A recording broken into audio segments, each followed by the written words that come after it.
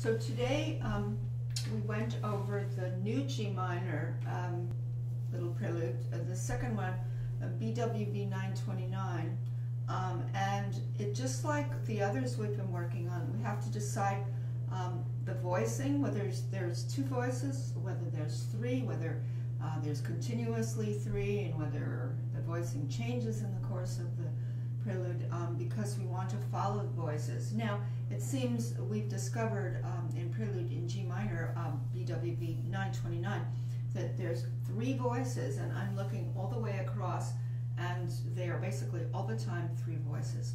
That doesn't mean that all the voices are held out for the same length, but I see it right away as that scoring.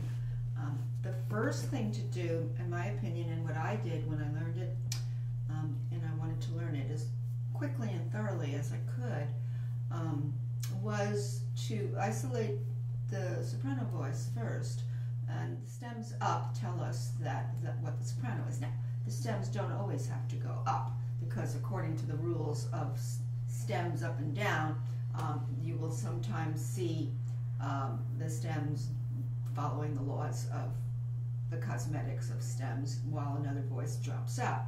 So anyway, you're looking for the melody. Now, flesh it out more when you're first learning, because you can't be too timid about it. So it's in 3/4 time. Take a very slow tempo and sing it to yourself as you're playing. Try to sing the shape of the melody, what it's doing stepwise, what's happening with it.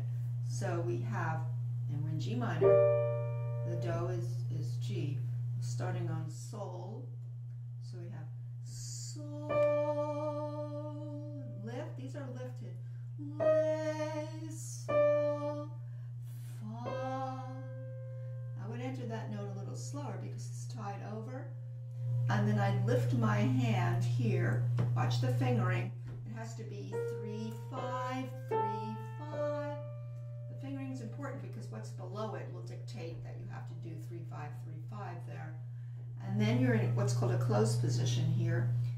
Me, re, do, re, mi, fa, sol. Break it here. Fa, le, sol, rom, rom. So le, sol, do, te, te was what happened there. If we go back, we get me, re, do, re, mi, fa, sol, fa, le, sol, do, te, te. 2 and 3 and 1 and finger has to be 5 here because of what's below it. And that becomes le, sol, fa, sol, me. Le, sol, fa, sol, me. You want to group the phrases just like you're going to group it when you add the voices. You have to group them according to how they're written. So that's the first part. And then he comes around the corner and does it again, according to the editor here. And he says that we should do it softer the second time. So assuming we do an echo of the first section, we're going to do the echo and we're going to be softer. 1 and 2 and 3 and le, sol, fa. Finger switch here, by the way, 3-4. Lift, 3/5, 3/5. Me, re, do, re, mi, fa, sol, fa, le, sol, do, te, te. 2 and 3 and 1 and le, sol, fa, sol, me. That's what I would do. I would really spend the time shaping your melody line, correct fingering, seeing notes that are tied over have to be entered a little slower so that they are definitely experienced as a different color, and so forth. So that's the soprano line. I go next to the alto line. You could think of this as two violins up there, or two voices. Two voices, soprano and second soprano, or alto. Let's say it's an alto. Yeah, that's an alto voice. I guess it's pretty high up.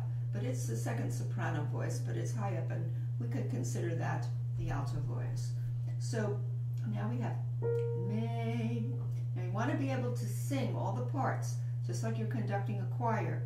You are conducting yourself. You need to know the parts and not, say, well, I know the soprano, I'll just kind of let the other voices just drop in whatever they may, and that's just not going to work, because you may at any given time want to nuance a second voice.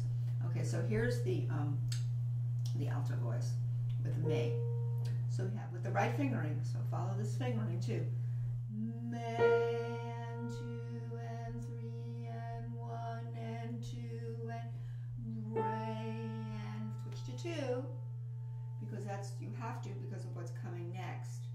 And then do, ti, do and 2 and rest, and it drops out 1 and 2 and 3 and now it goes to re, re, do, me, re, le, sol, sol. There's a little crescendo. Re, do, me, re, le, sol, sol, fa, me, re, me. Then it comes back, and you can do it soft the second time.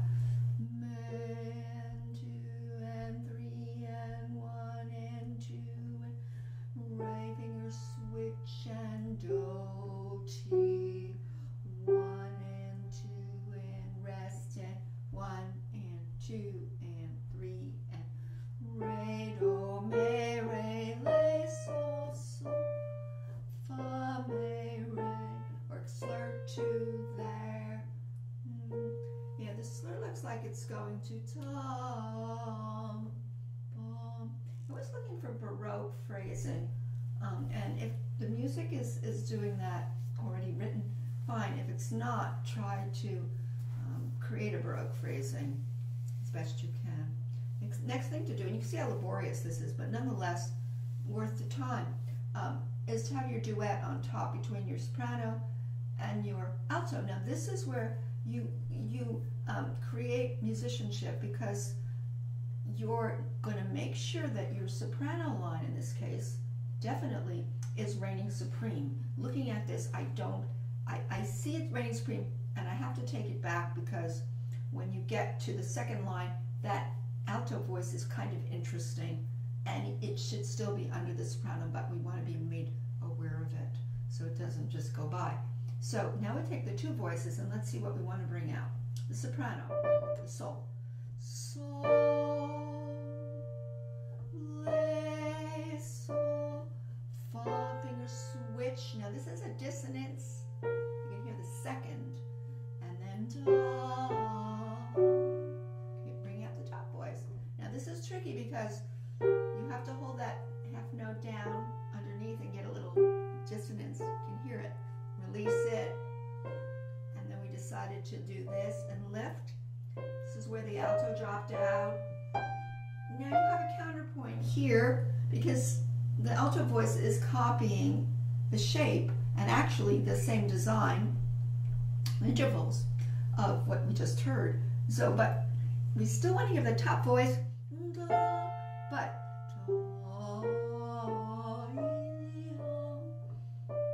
I really want to still hear that ringing out. I don't want it suddenly, the listener, to think that the melody has now gone into the alto. So that takes a certain finesse and really extreme ear training, ear attentiveness, because again, you want to hear this as the starring role.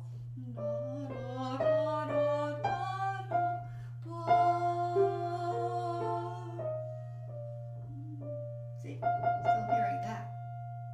And now you have a little duet, but still it's in thirds, but you still want to hear the top, I believe.